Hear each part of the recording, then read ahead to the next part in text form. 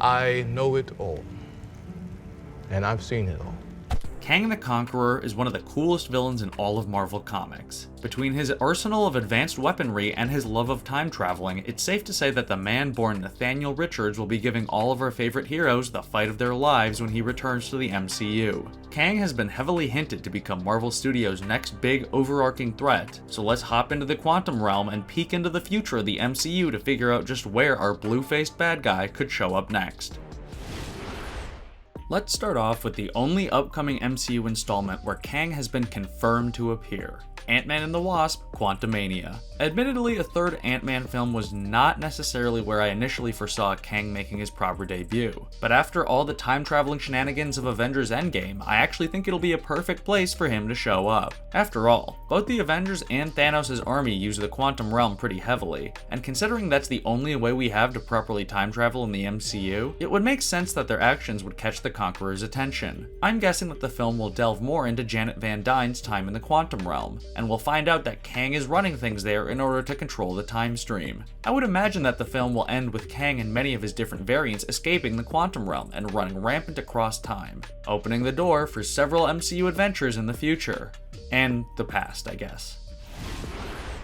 Season 1 of Loki has so far been my favorite Disney Plus exclusive MCU thing, and I absolutely lost my mind when the season finale introduced us to one of Kang's variants and promised that the man himself would be coming soon. For me, the Loki series has so far given us a perfect balance of time-traveling sci-fi shenanigans and introspective character development, and I think that the introduction of Kang could bring Loki, Mobius, and the rest of the cast's struggles to a new level, especially since the Conqueror is now apparently the head of the TVA. It would also be great to see Kang and Renslayer's comic book romance brought to life on screen. Loki has so far provided us with a very original take on the latter character, but at the end of the day, these two time-based fanatics are made for each other.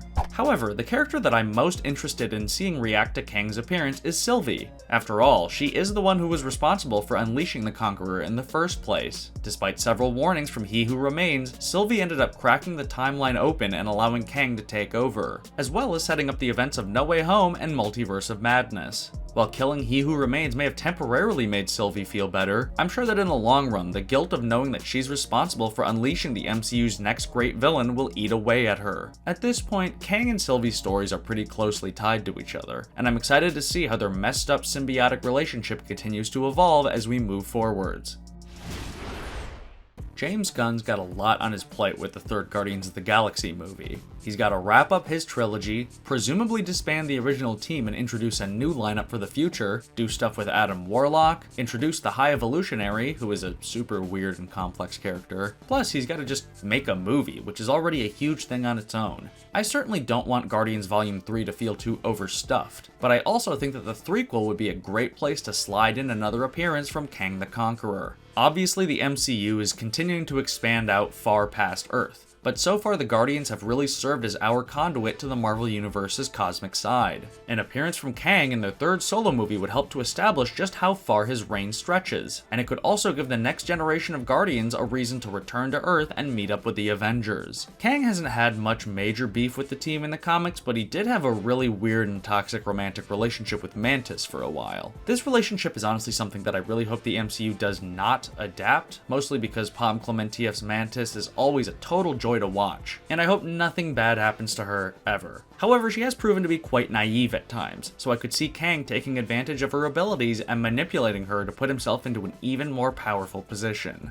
The first Guardians of the Galaxy included a memorable cameo from Thanos, a few years before he would go on to gather the Infinity Stones and wipe out half of all life. So I think it would be a really fun full circle moment to have the conclusion of the Guardians trilogy also give us a glimpse at our next big bad in Kang. Similarly to Loki Season 2, the Fantastic Four MCU solo movie feels like a gimme in terms of a potential appearance from Kang. In the comic book source material, the Conqueror is closely tied to the FF, to the point that he actually is a member of the Richards family, just descended from Reed Richards' dad, who traveled forward in time, which technically makes Kang Mr. Fantastic's cousin? Something brother 5,000 times removed? Yeah, play the Spider-Man clip. This is starting to sound like a bad comic book plot. The point is that Kang is one of the Fantastic Four's most personal villains, and I don't think it's a coincidence that we're going to see him join the MCU in very close proximity to the Four. Marvel Studios are famous for having plans on plans on plans for their characters, so the way I see it, it really is only a matter of time before the FF and Kang cross paths. While I don't think he'll end up being the main villain for their debut film, it's likely that he'll be operating behind the scenes, waiting for the best moment to strike against his ancestors. Similarly to my point about the Guardians earlier, Kang could be the person that connects the newly formed FF to the greater MCU, and considering how many variants he has, we could literally be dealing with a new version of the villain every time we see him. Before we can get to Secret Wars or the Kang Dynasty or whatever the next big MCU arc is, we first gotta deal with Secret Invasion. Although the Skrulls were only introduced to the MCU pretty recently, they've clearly been around for some time, apparently sending out agents to impersonate enough of Earth's population to trigger a major crisis. Secret Invasion is one of the most famed Marvel Comics storylines of all time, and I will admit that I'm a little nervous about the fact that we just haven't had much setup for it so far in the MCU. Sorry guys, random post-credit scenes with Skrulls in them aren't really cutting it. The Skrulls have been presented in a surprisingly heroic light so far in the MCU, so there will have to be a pretty drastic reason for their sudden change of heart and invasion of Earth. I think there's a very simple solution here. The Skrulls find out that Kang is hunting them down across the universe for whatever reason. Maybe he wants to study their shape-shifting powers, maybe he's just racist, I don't know. But the point is that Earth is the home of the Avengers, the people who defeated Thanos. Of course the Skrulls will want to take refuge there, and they care more about the survival of their species than the humans. Making Kang the reason behind the whole Secret Invasion nicely ties together a couple of seemingly loose, unrelated threads, which, of course, is what the MCU does best. It allows us to still have our Secret Invasion event with the Skrulls as the antagonists without fully having to retcon their MCU characterization as good guys. Kang poses a big enough threat that it's understandable why the Skrulls would go to these lengths to save their species, and their invasion of Earth could be the very thing that puts our planet on the Conqueror's map. One of Marvel's many upcoming Disney Plus series is Armor Wars, a show that is set to star Don Cheadle's James Rhodes as he deals with the aftermath of Tony Stark's death. While the series will mostly revolve around War Machine having to track down and clean up Tony's technology, there's also a very good chance that the series could set up the MCU debut of Iron Lad, one of Kang's most well-known variants. The comic book version of Kang once traveled back in time and met his past self, hoping to encourage him to embrace his destiny and become a supervillain even sooner. Unfortunately for the Conqueror, this plan had the opposite effect, and his younger self instead became Iron Lad and helped to found the Young Avengers, going on to become one of Kang's greatest foes. Obviously, this is kind of a lot of ground to cover for the Armor Wars series, especially considering the fact that none of it really has anything to do with War Machine or Iron Man, apart from the fact that Iron Lad wears similar armor to Tony. However, Iron Lad is one of the few major Young Avengers members who hasn't appeared in the MCU yet, and this series seems like the most likely place for him to debut. Riri Williams, aka Ironheart, is being introduced in Black Panther Wakanda Forever, and will be going on to have her own show, so it's a possibility that she'll be the Young Avengers Iron Man stand-in instead. Still, I have a feeling that Marvel Studios does have plans for Iron Lad, especially if Kang really is about to be their next main villain. So we'll just have to wait until Armor Wars releases to see how Tony Stark's legacy is carried on.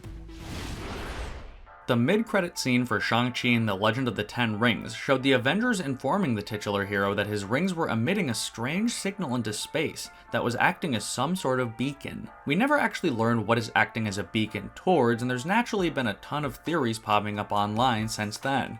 Is it Celestials? Is it Galactus? Is it the Beyonder? Is it Big Wheel? It just raises too many questions.